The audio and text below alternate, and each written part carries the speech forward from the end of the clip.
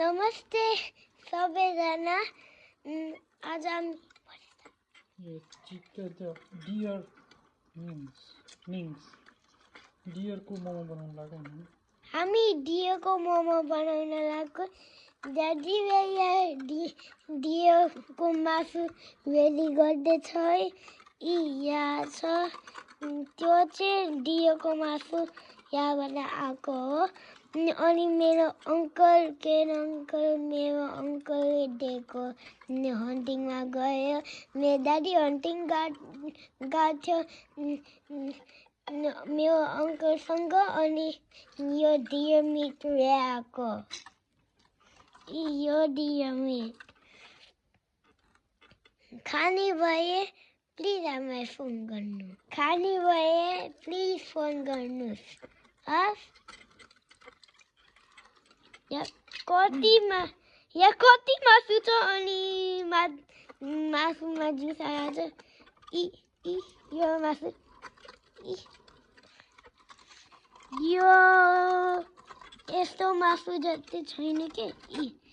यो कट भएको मासु यो ठुलो पोर्सन मासु यो सानो पोर्सन मासु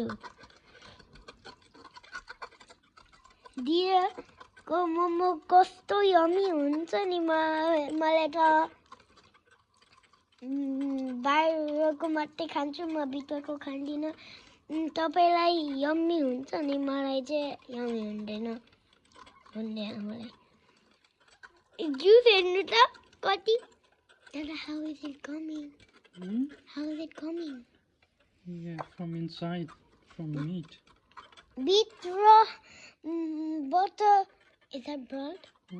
no water भित्रबाट पानी आइरहेको छ के was it red was it red is that blood blood mix पानीसँग what do you call blood in Nepali blood भनौँ न बुझ्छ everyone will understand रगत रगत पानी र रगत मिक्स हुन्छ के डियर मिटमा डियर फरेस्टमा लिभ गर्छ नि त एनिमल्स हो नि त अनि त्यही भएर सबै ह्युमनको सबै एनिमल्सको सबै लिभिङ थिङ्सको ब्लड छ है त एनिमल्स फ्लाइङ थिङ्समा ब्लड छैन तपाईँ यो खायो भने कार्बोहाइड्रेट आउँछ प्रोटिन आउँछ भाइटामिन कति धेरै so many vitamin आउँछ डियर मोमोबाट कति मासु मासु डियर मासु मेरो अंकल अंकल बोली आउने हो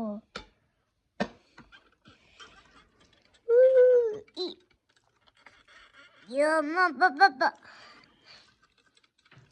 बच्चाले नि हेर्नुहुन्छ दादा बच्चाले नि हेर्नुहुन्छ तपाईको बच्चा डियर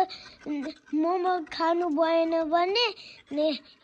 यो देखाइदिनु न तिम्रो बच्चालाई अनि तपाईको बच्चा छिटो रन गर्न सक्छ अनि बलियो हुन्छ प्रोटिन आउँछ भाइटामिन आउँछ धेरै आउँछ योबाट अनि यो खायो भने तिम्रो बच्चा तपाईँ हेल्दी हुन्छ पानी र रगत यो तपाईले यो डियर मोमो देखे भने खानुहोस् अनि प्रोटिन भाइटामिन आउँछ अनि तपाईले इफ यो तपाईँ builder hospital fire fighter police हो भने यो खानु अनि तपाईँ काम गर्न सजिलो हुन्छ होइन र कतिवटा मासु हो यो कमेन्टमा राख्नु गेस गर्नु है यो कतिवटा मासुको डल्ला हो maybe 1.5 kilo Can I tell them? Yeah. 1.5 kilo यो मासु. Yeah. त्यसो नगर्नु त्यसो लाम्नु भयो एउटा मात्रै छ प्लेट सक्यो. मासु छैन अलिकति टुक्रा छ त्यहाँ. त्यहाँ टुक्रा छ. हाम्रो टुक्रा खाने होइन. Like and subscribe. Nepalese everyday update like subscribe and like गर्नुहुन्छ. Thank you for watching.